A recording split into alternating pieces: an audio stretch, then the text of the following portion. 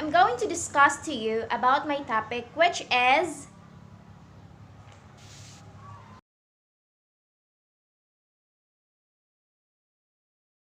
yes, it's all about models of communication. But before we will start to tackle about those models, let's define first what is the meaning of communication. Okay, so it is being said that communication is the process in which sender requires to compose suitable symbols and sign to be disseminated to the receiver, who will then give meaning to the received message. Okay, so before sending back another message to the sender, and that's where the feedback comes in, and the process repeats itself.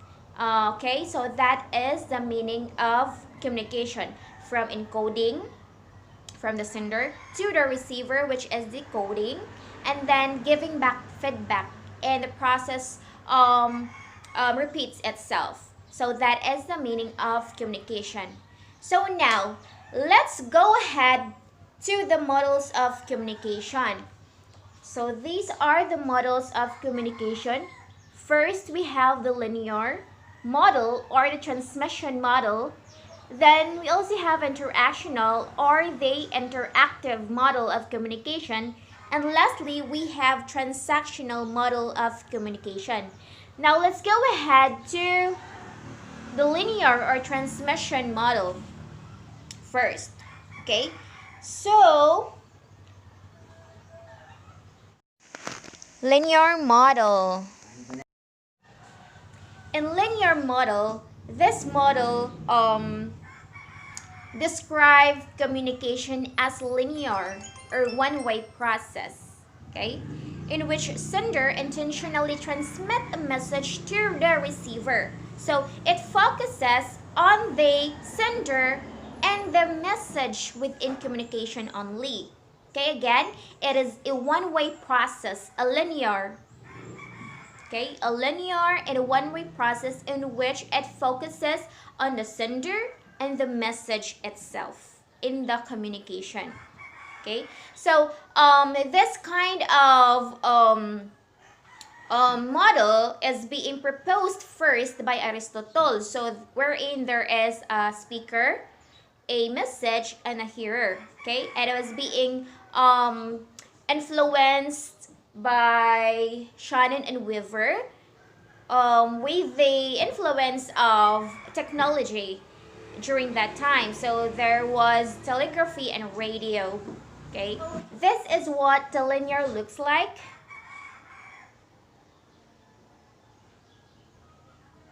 Can you see it clearly?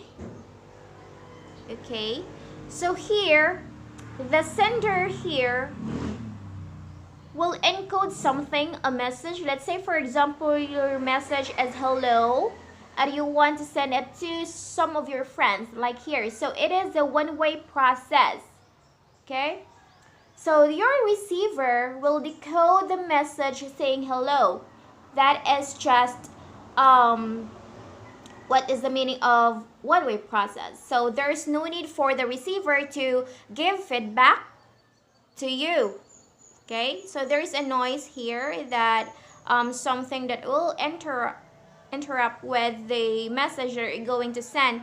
But as I've said, that linear model only focuses on the sender and the message itself. It's either the message was being received by a receiver, it doesn't matter, okay, because it's one-way process. It focuses on the sender and the message in the communication. Okay, so this is how it looks like. I'm going to give you a actual photo, yes, and a video later on about this model of communication for you to understand it more. Although the transmission model may seem simple or even underdeveloped to us today, the creation of this model allowed scholars to examine the communication process in new ways, which eventually lead to more complex models and theories of communication.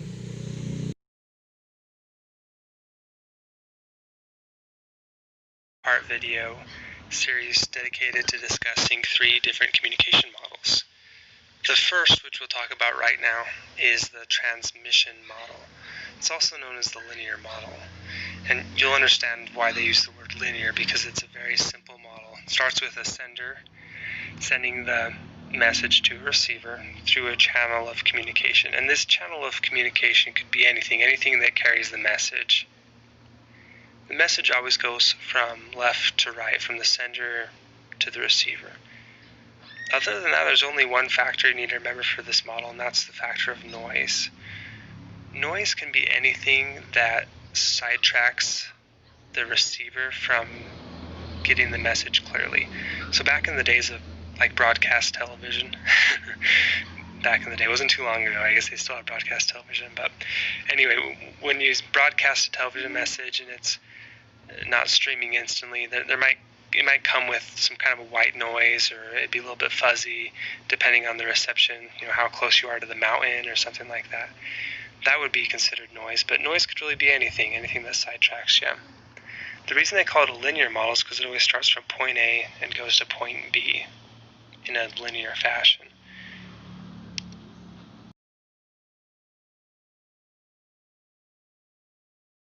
So now let's go ahead to the second model of communication, which is the interactional model or the interactive model of communication.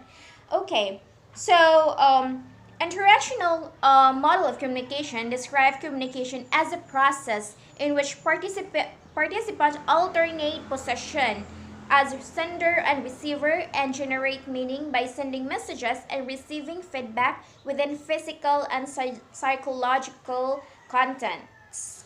Okay, so it incorporated feedback, which was communication a more interactive. So this type of model is a two-way process in which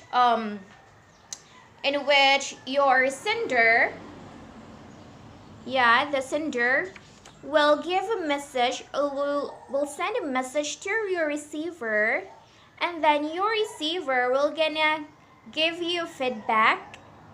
Okay, gonna give you feedback. So right here, and the cycle or the process repeat itself.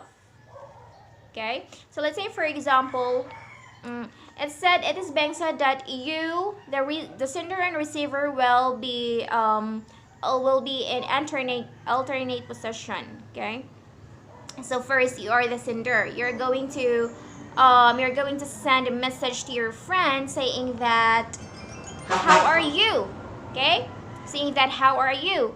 And then it goes back, and then the receiver will gonna have to code your message, which is how are you, and then it's gonna give you feedback saying, I'm fine, thank you. Okay, right here, saying, I'm fine, thank you. Okay, so before you are a sender, and then you become a receiver. So these two people here, they encountered in the communication, will alternate as receiver and sender itself. So in this type of model, the interactive model, it incorporates feedback, which makes communication a more interactive. As I've said, a two-way process. So rather than having one sender, one receiver, and one message, this model has two senders and receiver that exchanges messages. Okay, so it also less message focus and more interaction focus.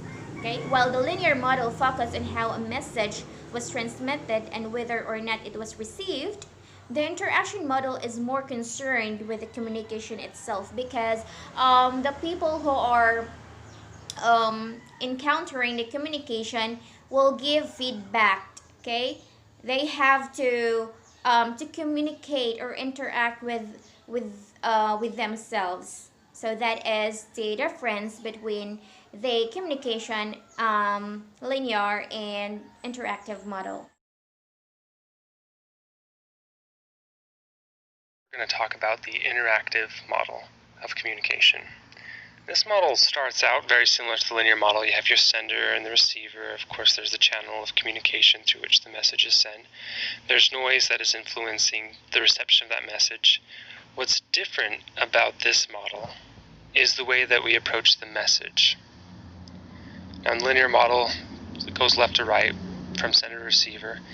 In this model, however, it's an interaction. There's a message going both ways. So instead of there just being a sender and receiver, we have a sender receiver and then a receiver sender, which means that at any given time, you are both the sender and the receiver. We give off messages and then we interpret how our messages are received.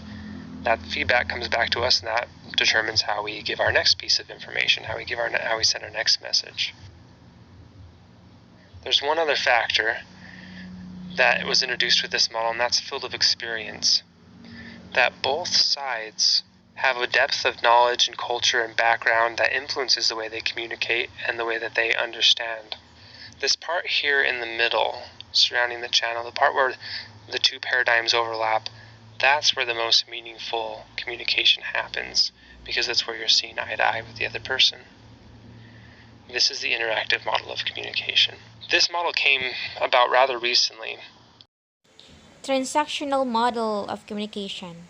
Let's go ahead to the third and the last model of communication, which is the transactional model of communication. And this is how it looked like.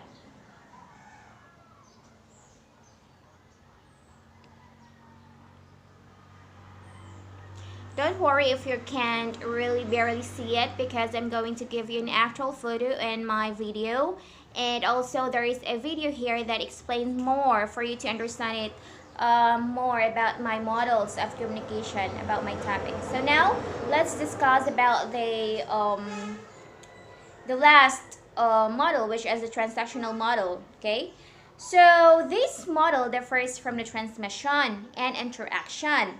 Okay, because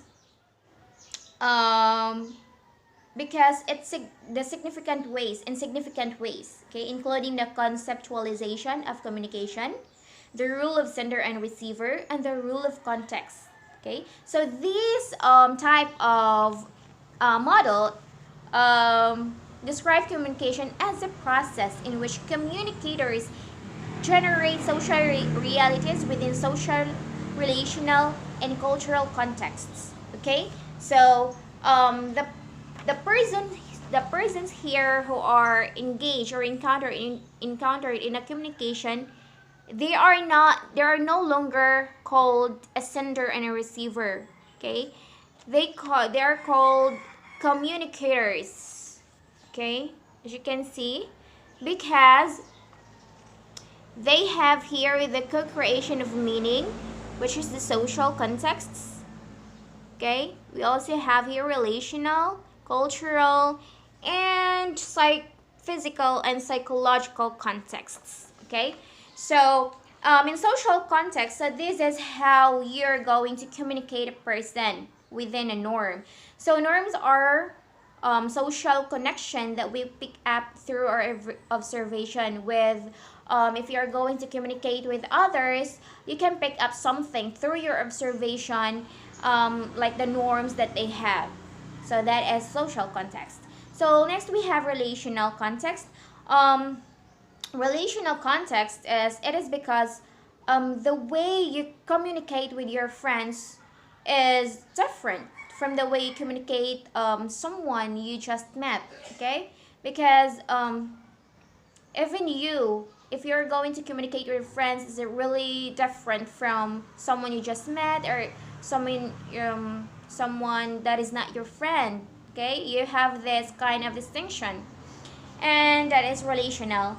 Now let's go ahead for cultural context. That it says that your communication should be fit with their standard, because we all have multiple cultural identities that influence our communication. Okay, as I've said, the role of sender and receiver in the transaction model of communication differs significantly from the other models. Instead of labeling participants as sender and receiver, the people in the communication encounter are referred to as communicator. Okay, so unlike interactive model, which suggests alternate position and a sender and receiver, the transaction model suggests that we are simultaneously sender and receiver. Okay, so that is the transaction model. That is the transactional model. Later on, I'm going to give you a video and explanation about all this model for you to understand it more. So for you to see the difference, this is the linear. This is the first model. As you can see, um, it is a one-way process. So from sender to receiver, and here is a message. It is a one-way process. So for interactional or interactive model, okay, from sender to receiver, you're going to send a message to the receiver, and then the receiver and then the receiver will give you a message back to you. So that's the people who encountered in a communication will alternate possession as sender and receiver. Okay.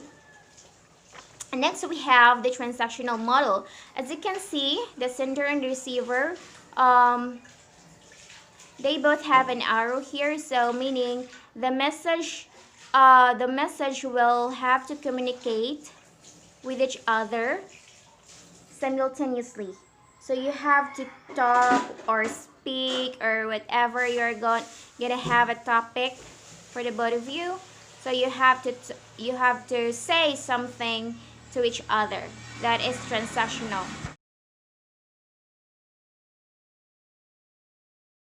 This one will talk about the transactional model. This model begins just like the others, sender and receiver, receiver and sender, similar to the former model, has the channel of communication, the noise, even includes the field of experience, just like the last model. What sets this one apart is the same thing which set the first two apart from each other, and that's the message. Where in the last one, we have the message being sent, interpreted, responded to. The key of this model talks about how messages are simultaneously given and received. It's not I send a text message, I wait for a response, and then I send another text message according to that response. When we communicate in person, we are simultaneously giving and receiving feedback, which means that the channels of feedback are always going in a circle. Basically, this model emphasizes that we cannot not communicate, which is significant because once we understand this, we're able to influence some other aspects in our lives. Review real quick. The first model we talked about is the transmission linear model. This views communication as a thing, as something that we send through a channel, and therefore focuses on if the message was received or not. The second, the interactive model, focuses on how communication is sending and receiving. What this third model has done, the transactional model, has helped us learn that communication is integrated in our social realities. With this as a foundation, it empowers us as communicators to not only understand the social engagements that we have, but also to create positive experiences, or negative. It empowers us to have more rich and more meaningful communication. That's what my report is all about, models of communication. Thank you.